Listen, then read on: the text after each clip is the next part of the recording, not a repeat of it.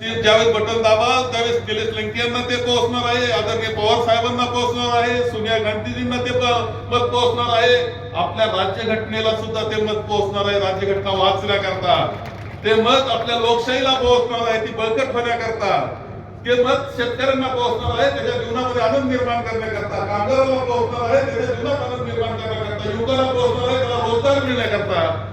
एक मत एक बटन दाबणं अनेक अर्थानं सकारात्मक आणि चांगलं काम करून जाणार आहे.